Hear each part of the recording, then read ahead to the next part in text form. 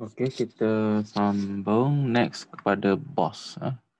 Ciri-ciri design yang seterusnya adalah boss. Jadi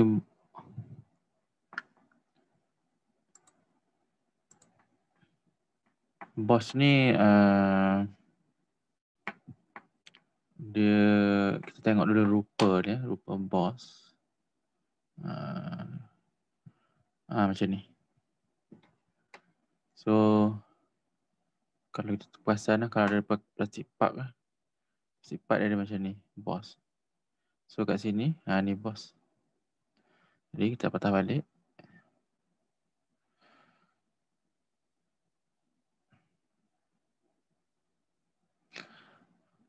Okey. Nampak ni apa ni? Okey. Alert.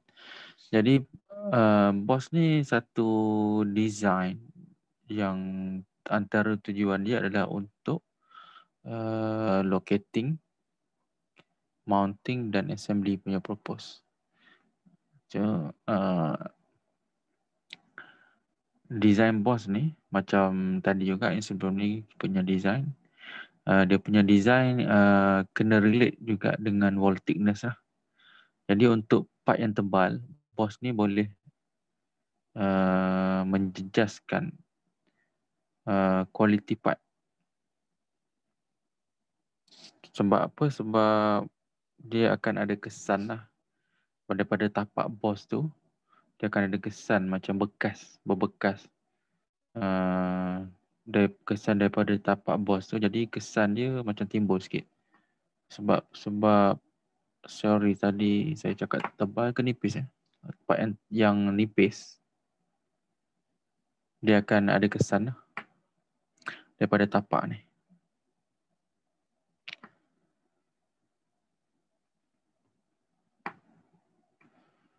Jadi design rule untuk boss ni adalah, kita tengok kat sini, 60% of the nominal part thickness ataupun kita bagi T. Manakala untuk tinggi dia tak boleh lebih daripada 2.5 kali ganda daripada diameter boss tu sendiri. Jadi kalau untuk tinggi ni diameter, tinggi dia 2.5 ataupun lebih lah, dia tak boleh, ataupun kurang lah, dia tak boleh lebih daripada 25 daripada diameter ni. Okay. Kita tengok kat sini lah.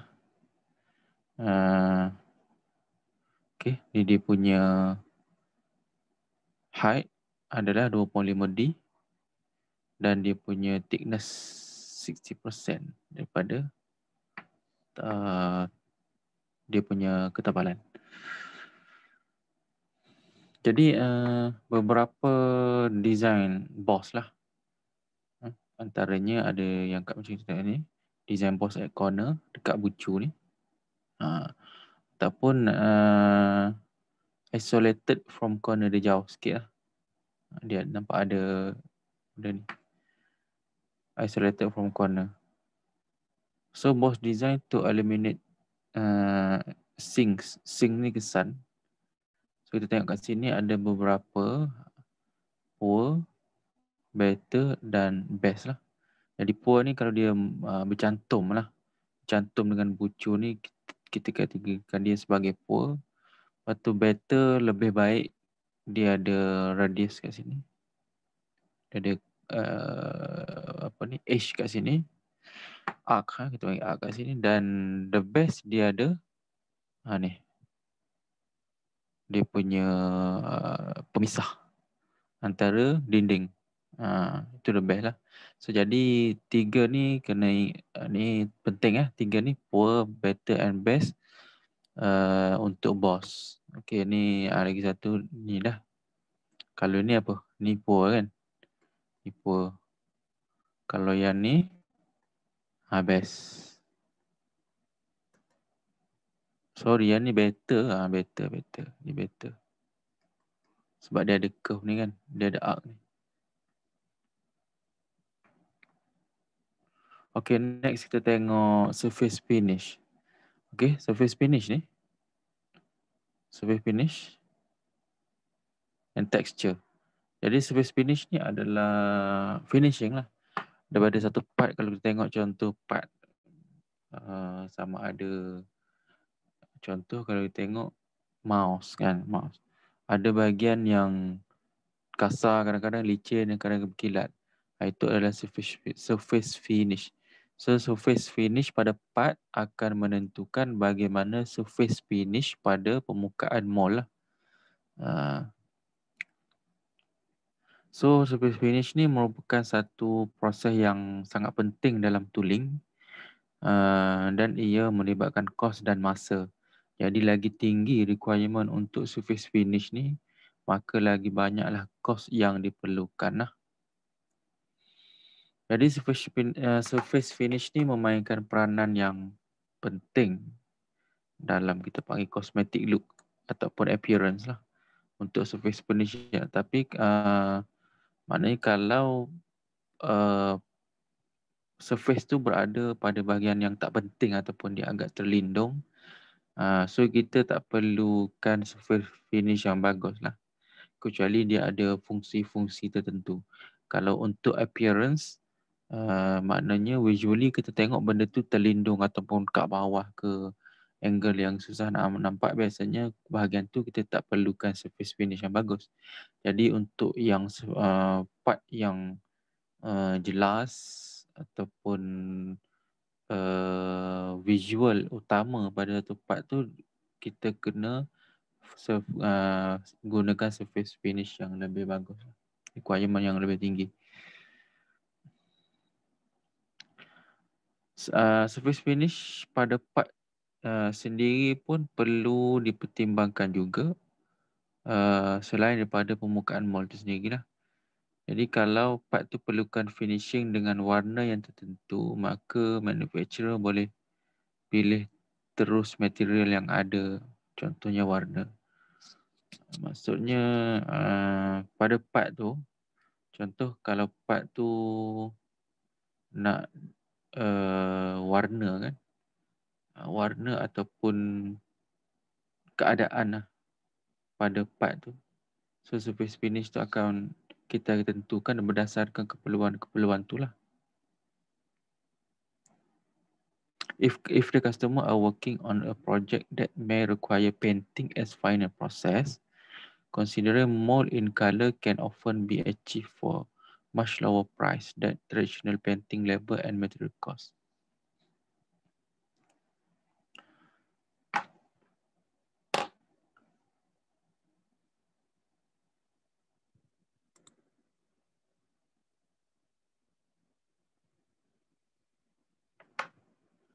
Jadi kat sini dia cakap kalau part tu perlu color, adalah lebih baik kita terus gunakan material yang ada color daripada kita buat second process selepas inject kita buat painting. So itu adalah lebih baik lah. Itu masuk keadaan part yang kita nak tu sendirilah.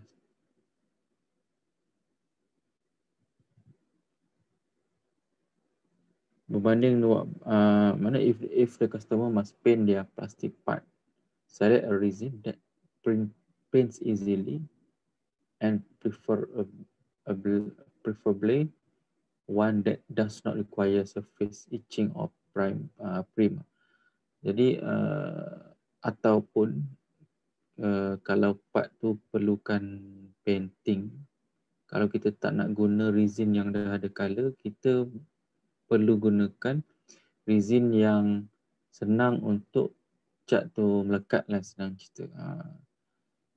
Jadi surface tu akan main peranan lah, keadaan tu macam mana. So ini contoh-contoh standard yang ada untuk finishing. Kita tengok kat sini.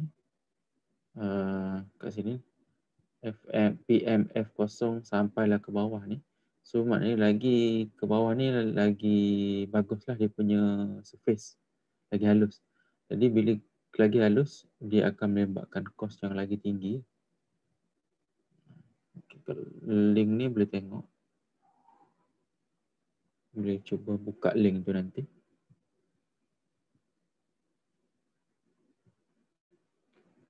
Jadi satu lagi texture. Texture ni permukaan tekstur ni pada part tu sama ada kasar, berbintik apa ataupun ada corak-corak tertentu, itu kita panggil tekstur. Kenapa kita perlukan tekstur dalam injection molding?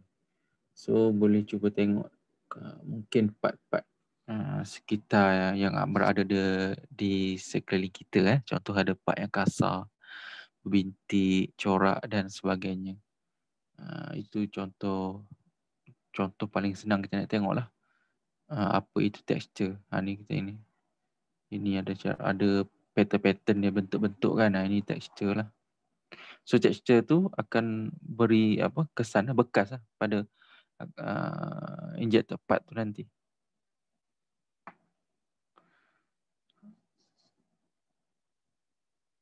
Jadi texturing ni merupakan proses untuk menjadikan permukaan ada mempunyai pattern ataupun corak tertentu.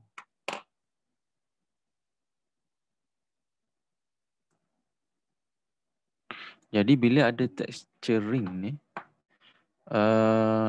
dia boleh kita boleh ada option lain lah selain daripada kita dapatkan surface finish yang lebih bagus. Jadi surface finish ni macam tadi sebelum kita masuk texture ni, surface finish ni yang terbaik adalah kita panggil mirror surface lah, atau berkilat. Jadi bila kita ada option untuk buat texturing ni, jadi dia punya option lagi banyak lah. Maknanya selain kita buat surface finish, bila dengan ada pilihan untuk texture ni, kita boleh jadikan cost mold tu lebih rendah lah. Jadi selain untuk appearance, texture ni juga ada function dia. Texture ni mungkin ada function tertentu. Ataupun texture ni juga boleh menutup kecacatan ataupun celah pada part tu sendiri. Contoh, bila ada texture, dia boleh hide fingerprint ni. Kan kalau benda yang berkilat, kalau kita pegang dia senang senang kotor kan, senang jadi orang panggil kesan tangan kita tu jadi berbekas kat situ kan. Jadi bila ada texture, so dia lebih kasar, so benda tu jadi susah lah nak nampak kesan tu. Lagi satu, texture ni juga ada function dia, contoh untuk improve the grip. Contoh kalau kasar kan, kalau kasar tu lebih senang kita nak grip lah. Contoh kalau tangan lembab nak pegang satu part yang ada texture, so dia lebih gripping tu lebih bagus. Dan sebagainya, contoh ataupun reduce part wear. Ni untuk reducekan kehausan pada part dengan mengurangkan geseran lah bila ada ni.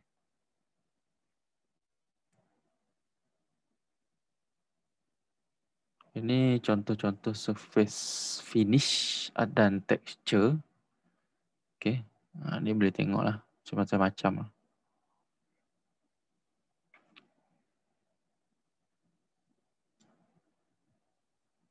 Jadi surface finish juga boleh beri kesan kepada design mold. Contoh jika texture jika jenis texture yang ada pada permukaan mold tu adalah perpendicular. Perpendicular ni apa? Perpendicular 90 degree kan? 90 degree. So ni texture, contoh ni part. Sini. Contoh ni mold kan? Ni mold. So ni dia punya part ada texture kat sini. So kalau dia perpendicular, dia mungkin bila dia nak bergerak, dia boleh menyebabkan scratch lah pada permukaan mold ni. Jadi untuk mengelakkan scratch ni kena buat angle sikit. Draft. Tapi ini untuk yang perpendicular. Tapi kalau yang parallel, selari, dia tak kisah. Dia draft tu tak begitu kritikal lah.